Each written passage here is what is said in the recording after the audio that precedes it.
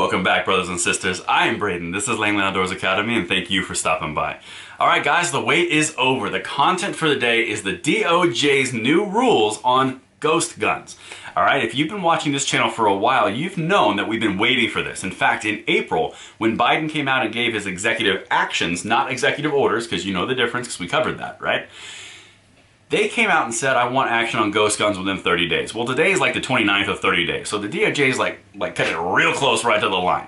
But they've released 3 new rules, and it's going to impact ghost guns or guns that you make from home from 80% receivers or 80% frames. Okay? Right now, if it's under 80, if it's 80% or below completion, it's not considered a firearm.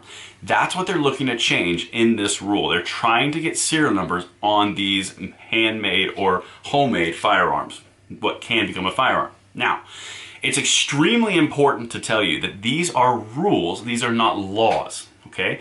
It is the definition of the job description of the ATF and the DOJ to interpret laws that Congress makes.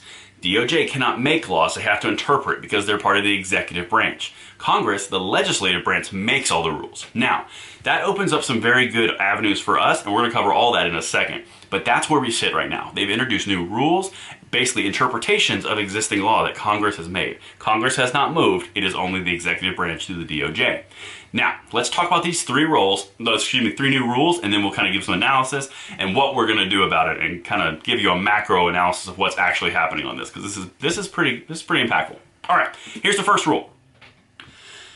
To help keep guns from being sold to convicted felons and other prohibited purchasers, the rule would make clear that retailers must run background checks before selling kits that contain the parts necessary for someone to readily make a gun at home. Okay, essentially, they are making 80% frames and 80% receivers into firearms. They're trying to make them and classify them as firearms. That's actually what it's considered in the rule, is changing the definition of a firearm. We actually talked about this a couple months ago on the channel. They would have real big trouble on it.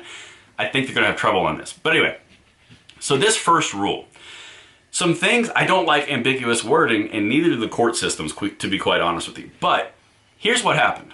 They want to make background checks apply, just like they do to firearms, to existing kits of what can become firearms. Now, there's some verbiage in here which is very vague. The parts necessary for someone to readily make a gun at home. That stood out to me because that could be a barrel, that could be a slide, that could be a magazine, that could be anything.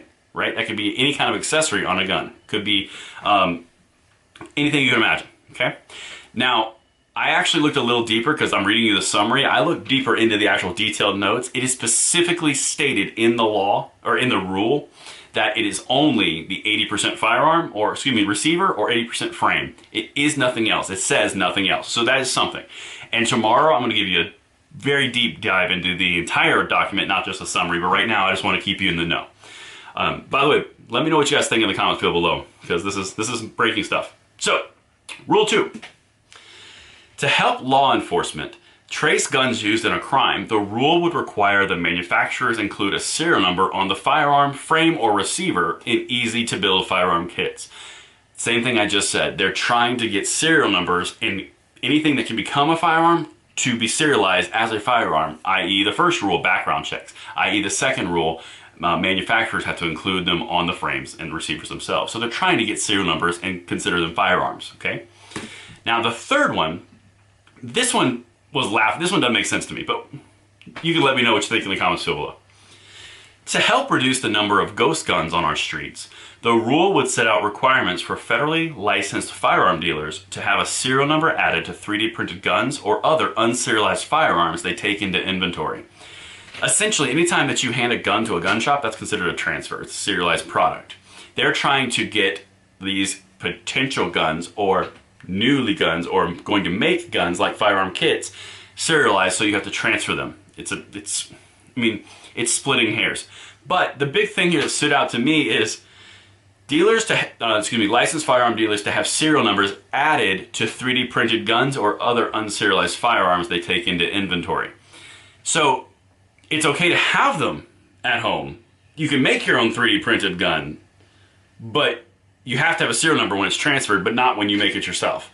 You see what I'm saying, guys? They are nibbling around the edges of the Second Amendment. They're making rules and interpreting things into existing firearms that currently are not.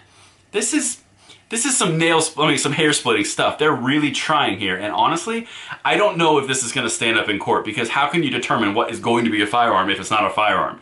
Because technically, if a frame or a receiver is never completed into a firearm, is it a firearm? They're trying to say that it is. Now, here's something that's really important about rules. These are rules. Like I said earlier in the intro, these are these are interpretations of existing laws that Congress made and the executive branch of the DOJ is interpreting. Therefore, it can easily be overturned in court if they do something wrong or they infringe upon the existing rule. Now, a good case in point, recently, in 2018, the bump stock ban went into effect. Guess what? It's on your screen right now. It was also a rule. This is the exact same approach that they used in the bump stock ban, and it got overturned. This is something that can easily be attacked in court, and the litigation on this is going to take a long time.